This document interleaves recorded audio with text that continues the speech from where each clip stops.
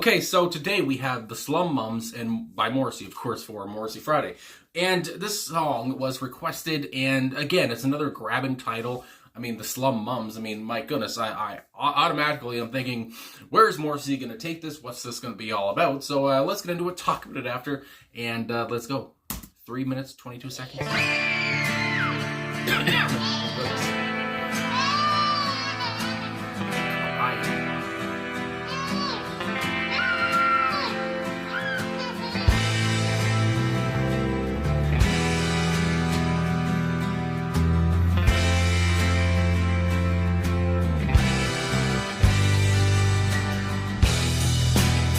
Six filthy children from six absent fathers, and then you turn to us for suckers, because you think we're just suckers. We may be welfare, oh yeah, but we don't care, and we're paid to despise your council house eyes. Oh, you can change your name and you can bleach your skin, camouflage your accent so that even you don't recognize it. But you won't escape from the summons, because you are one, because you live and breathe like one, and the Labour government can't stand the summons.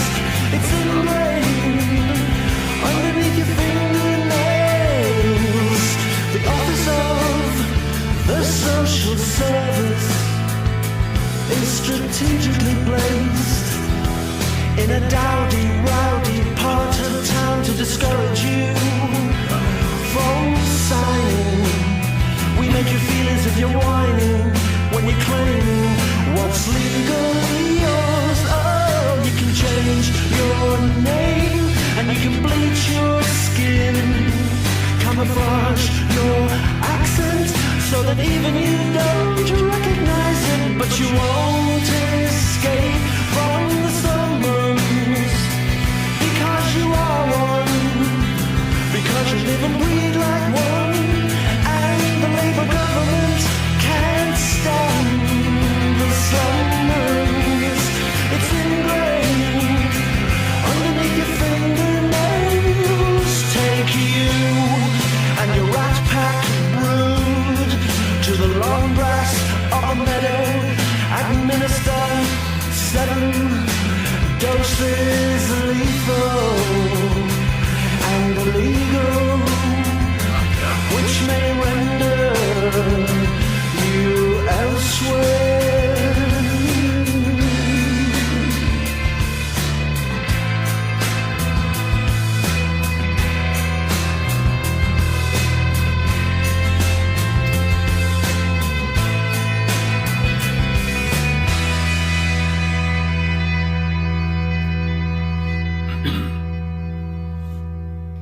My goodness.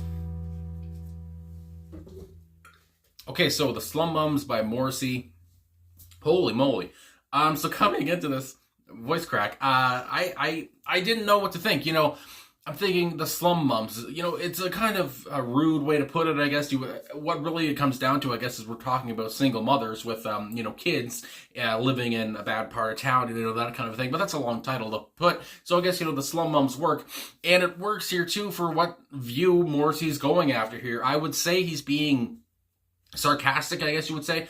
He's taken the view of, maybe you would say, the bad guy in the situation, really going against these slum mums, these mums with, with kids who have absent fathers. We got these filthy children, as he puts it, right at the bat.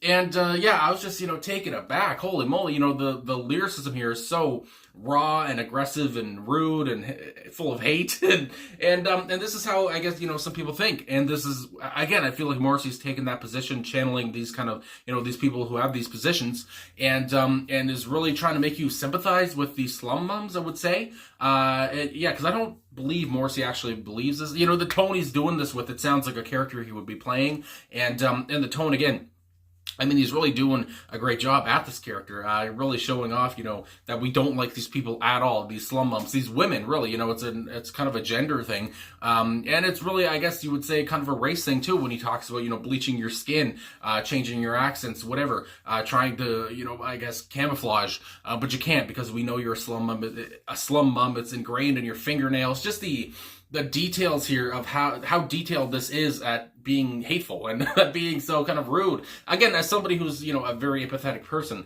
it really, hits a chord. And also, I would have to say, as somebody who lives in as somebody who lives in Canada, and I live in a poorer, I guess, province. I live in a city that's known to be poor. I forget the stats now, but we are close, I would say, at being, some of the, one of the poorest cities in the country, whatever. That's where I come from. And, growing up in kind of a, I guess, bad part of town for a lot of my life, I understand, and I see these kind of mothers. I see these people. And I guess that's what really also, like I said, hits a chord. And I relate to these people. I'm not a single mother myself, of course, but I relate to this, and I see what's going on, and the tone Morrissey is taking here. I've seen that kind of position before, and but as somebody who lives in on the side of the town like this, I mean, I can see what's going on, and I guess really it just hits home to me a lot. So yeah, and kind of Morrissey kind of singing out to the youth here, to the as it's put in an article I was reading, where Morrissey's singing out to the youth of the slums, and these mothers that are in these situations, and again, whether you, I guess, whatever your opinion is on it, the situation, giving money to these moms, whatever. At the end of the day, it's not these kids' fault. I mean, right at the bat, with that child, baby, whatever it was, crying. I mean, who likes to hear a baby cry? I know I don't.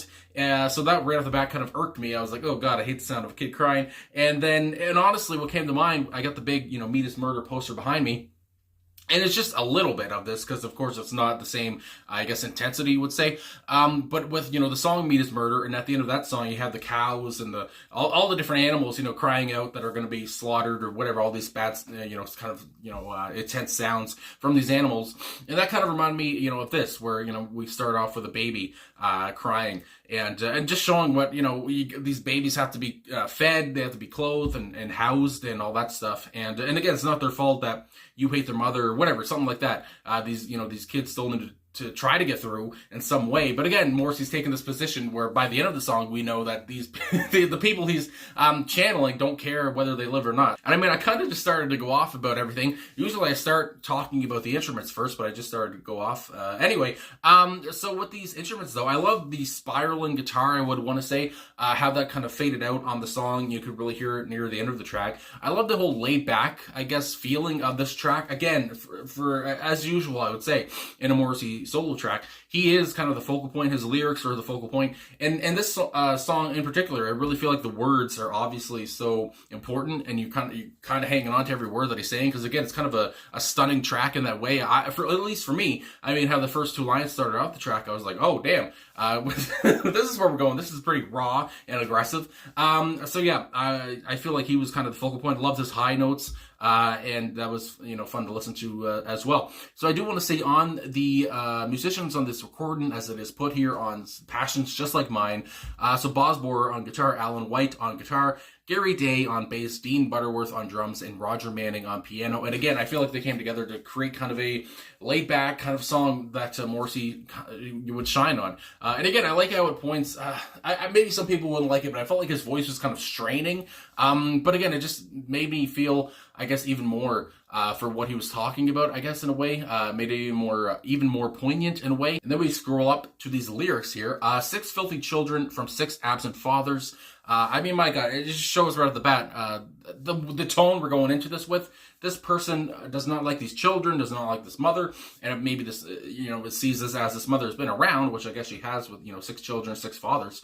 My goodness. Anyway, and then you turn to us for succor, I want to say, because you think that we're just suckers. And again, some people do see it this way when a mother who, again, there's 6 absent fathers, maybe these fathers disappeared, they're not paying child support, whatever it is, and so she's just left these kids and doesn't know what the hell to do, and looks maybe for money somewhere. Gotta have these have money for these children.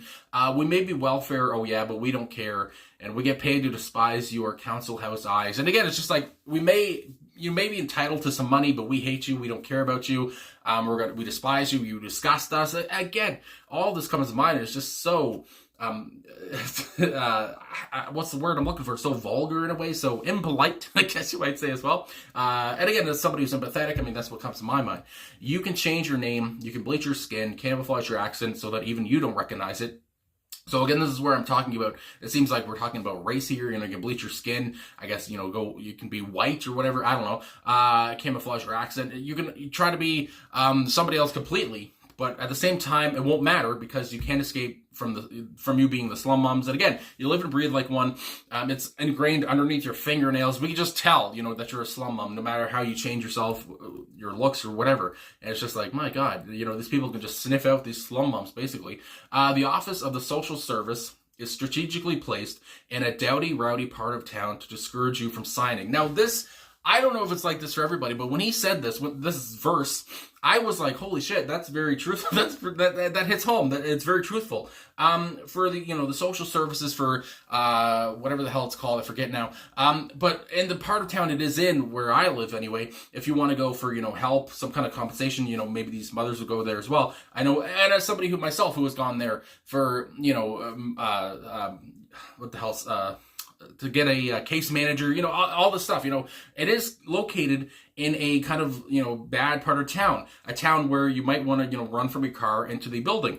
So yeah, when he said that, I was like, God damn, it is in a dowdy, rowdy part of town, where you might be a little bit scared to go by yourself or something. And I was like, God damn. And even when you get in there, there's some characters and it's kind of like, whoa, you're a little bit on edge. At least I am. I mean, my God. Anyway, but that came to mind. I was just like, he's not wrong for me. We make you feel as if you're whining when you claim what's legally yours. Again, this person is entitled to some kind of compensation, but at the same time, they're, the people that are there are, making the mother seem, like they're whining, whatever, when really she's trying to get what she deserves or what she's legally deserved. You can change your name, and that part just comes in again, but you won't escape from the slum mom since it's ingrained underneath your fingernails. I love that line so much, it's because it's just so detailed and so, these people really hate these slum mums. Take you, and now this last part, take you and your rat pack brood. Again, just the way they have no, remorse for these people at all. To the long grass of the meadow. Administer 7 doses, lethal and illegal, which may render you elsewhere. Now that part, I guess, 7 doses of some kind of thing, lethal injection comes to mind, I don't know. 7 doses of some kind of drug, perhaps, where, you kill your kids and then you kill yourself out in this long grass meadow and render yourself elsewhere, render yourself dead, really. So I was already taken aback by the song with before the last verse there, and then that last part just talking about basically we don't care what you do, we just really want you to basically unalive yourselves and your children. Again, it's just so visceral, it's so ugly, and these people are just so mean to these single moms, whatever. But again, people do think like this, and again, I don't know if they've even gone as far as Morrissey did in this track, taking the hatred to like a level 11 out of 10 or whatever. It's just like nuts. But anyway, it was a good listen. I was going to say a fun listen, but it was a good listen. It was an interesting listen and an eye-opening one too, and one that really makes you think about your feelings on this topic and Morrissey again, just kind of, I guess, giving a way of saying, are you sympathetic for these people when I put it this way in a song? When I am this visceral about these people in a song, these women. And my goodness, yeah. So anyway, I guess that's all I'm going to say. Thanks for the suggestion of this track. It was very interesting. Like I said, intriguing as hell. Thanks for watching. Thanks for liking, subscribing, commenting, all this stuff. Really appreciate all the support. And I will talk to you guys again soon.